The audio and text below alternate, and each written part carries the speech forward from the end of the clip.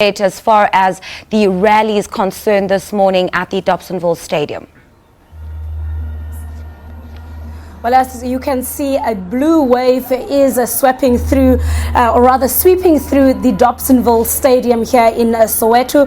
Of course, it's the final push for the DA before the August 3rd municipal elections on Wednesday, August the 3rd, of course. And a lot of leaders that we have been speaking to since very early this morning saying that they are bringing the promise for change. They're bringing the promise to better South Africa and, of course, give the grassroots majority a better life, better opportunities. And right now, of course, we're speaking to another DA leader, and that is the DA mayoral candidate in the Nelson Mandela Bay, and that is Trollip. Thank you so much for joining us here. Of course, it's a big day for your party. We can see the stadium is filling up beautifully. It's a blue wave, as I've already said. A lot of excitement among you leaders. Absolutely, Patricia, and as you said, the stadium is blue, the sky is blue, there's change in the air, there's change of the season, and people believe that change is coming, especially in the big metros in this country.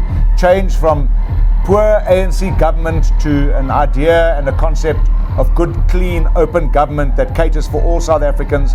And people are buying into Mmusi Maimane's offer of stopping corruption, creating jobs, and improving service delivery. Now, of course, a lot of promises that you are making to ordinary South Africans. And of course, you have highlighted a lot of issues that are prevalent in our various communities, and you're saying that you will change. But isn't that the same message that each political party is bringing South Africans, and the same dreams that they're selling our people? I suppose that's what all political parties are going to do. They're going to promise something different or promise change to get rid of the current government so that they can be given a chance to govern. But here's the irony. In Nelson Mandela Bay, where I'm the mayoral candidate, the ANC is also offering change. That's completely ironic. They've been in government for 22 years. How credible is their offer of change? They say they're going to create jobs in Nelson Mandela Bay, yet they have the highest unemployment of all the metros. They have the highest youth unemployment. They're talking about using the ocean and using the ocean economy. People have been unemployed for years next to the ocean. The ocean's been there for millennium. So their offer is less credible. Ours is more credible because on our boundary with the Eastern Cape is the Western Cape. People can see over the fence. They see that the pastures are indeed greener in DA governments. People leave the Eastern Cape to go and find jobs in Gauteng, for example, and in the Western Cape. So the people in the Eastern Cape have had enough of poverty, they've had enough of joblessness, and corruption is the enemy of opportunity for them, and that is why they're going to vote for change in Nelson Mandela Bay, and in Tshwane, and in Johannesburg, and in Ekurhuleni.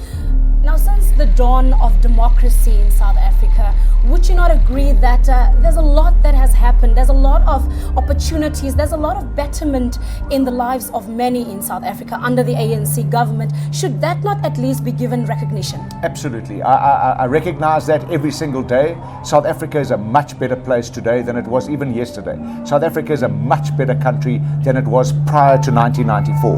That nobody can deny. Nelson Mandela was the greatest thing that happened to this country.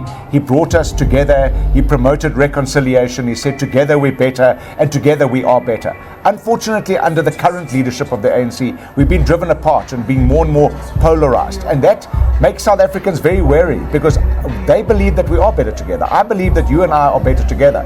I don't believe that separating us and driving racial polarization is in anybody's interest. So, in a constitutional democracy, it's everybody's right to want more. So if we say we've done well, that's great, but we want to do better. We want more people in jobs. We want our economy to stop faltering. We want to drive our economy up so that people can improve their lives and become independent. There's too much dependency in this country, and it's almost by design, where the ANC almost wants to keep people dependent on them so that they can manipulate them. We, on the contrary, want more and more South Africans to become independent.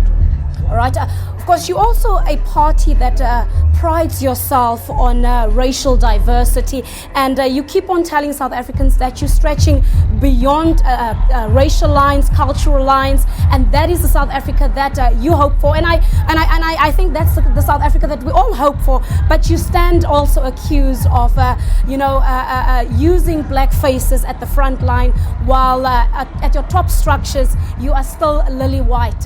What do you say to some of those accusations? Well, I think that's just absolute nonsense. Our top top structure is Mmusi Maimane, is the leader of this party. And here's the thing. When Helen Zille led this party, we were called a party of white people. Umbuta Belung.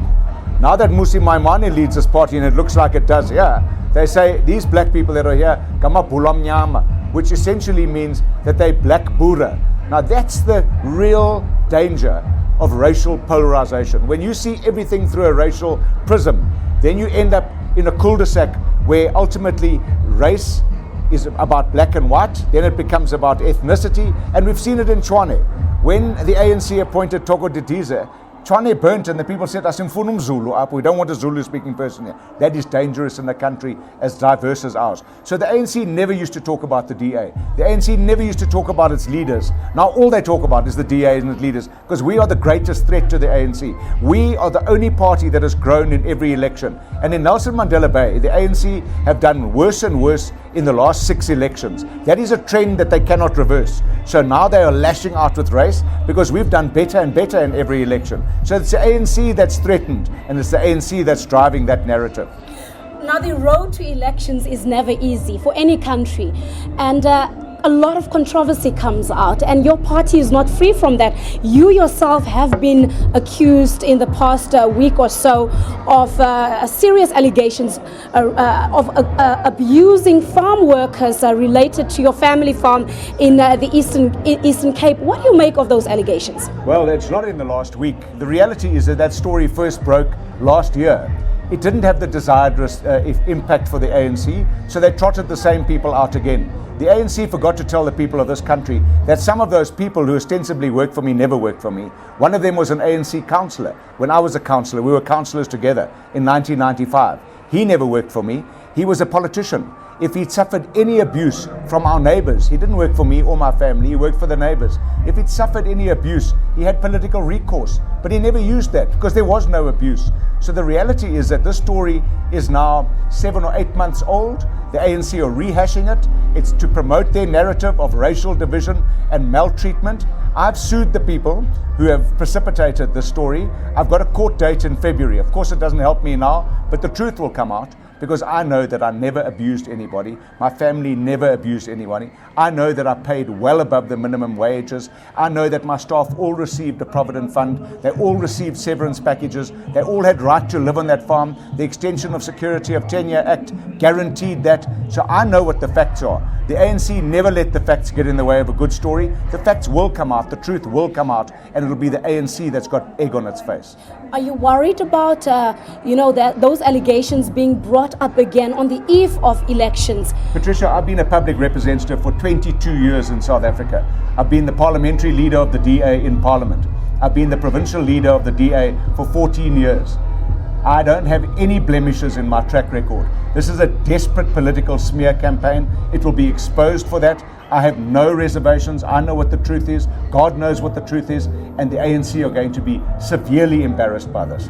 All right, okay, thank you so much. Of course, the DA's Nelson Mandela mayoral candidate Ethel Trollip, in a nutshell, telling us that his conscience is clear, he has done nothing wrong, and he is ready for August the 3rd, and he has full confidence that South Africans will rally behind the DA and give them the necessary support that they seek in these upcoming local elections. For now, it's back to you in the studio. And that was our reporter Patricia Fasaki joining us live from the Dobsonville Stadium in Soweto.